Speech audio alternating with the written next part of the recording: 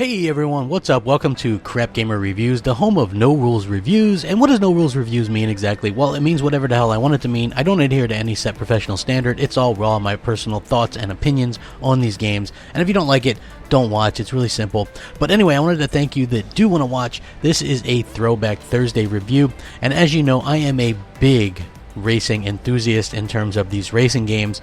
Specifically, the Forza Motorsport and the Forza Horizon games, absolutely phenomenal. But one name that always gets thrown up again is the Project Gotham Racing game. So I thought it'd be a really good time to delve into Project Gotham Racing 4, which coincidentally released 10 years ago, or thereabouts, just about 10 years ago now, in 2007.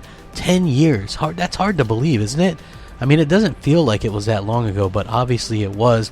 And one thing I'll say is, this game is still absolutely gorgeous. I think it's one of the better looking games on the 360, especially considering it came out in 2007, a mere 2 years after the console released.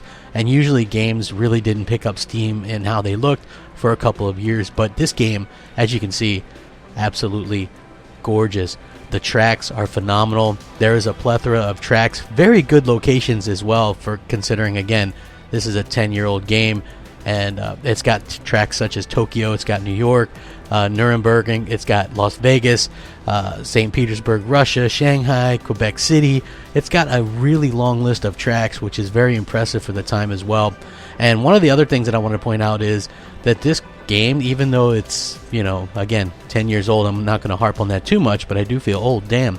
Project Gotham 4 has over 130 vehicles, and this one has motorcycles, which I had forgot all about until I went back to play it and capture some footage to actually do this review, because I thought, hey, you know what, people may want to see this game in action again.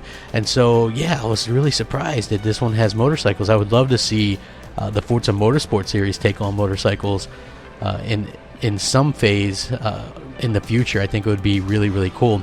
Now, if you guys remember, Project Gotham Racing 3 was a launch game on the 360, and this one came a couple years after and was made by Bizarre Creations.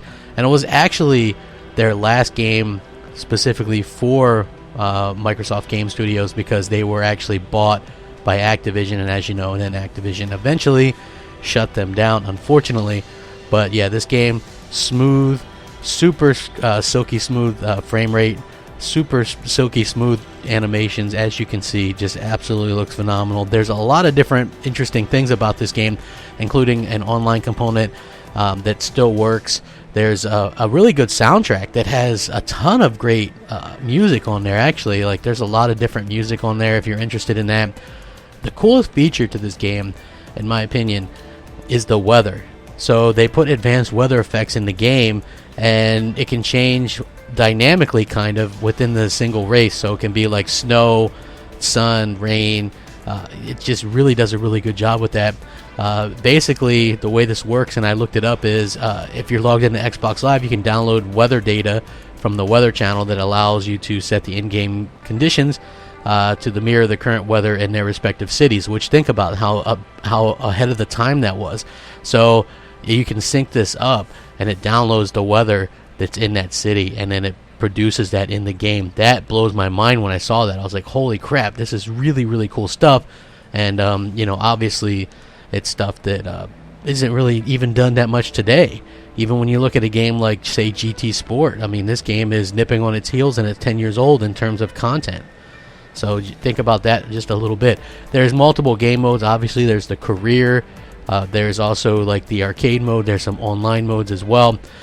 Still active. I don't know if you'll find anybody really playing the game, but still definitely something that you could pick up probably pretty cheap and give it a try, especially if you like the arcade style racers, because this one is an arcade style racer, and it does the whole kudos system for power slide and different things like that. There's lots of challenges to be had in the game, a lot of fun to be had in the game. Some of the easier achievements as well can be had relatively simple, so keep that in mind as well if you're into achievements. Anyway, so Project Gotham Racing 4 gets a really, really fantastic 8.5 out of 10. If you haven't played it lately, please pick it up, try it out. It's not backwards compatible. It's got a lot of good music on there, though. So, thanks for watching. Rack 'em up. Crapgamer, out.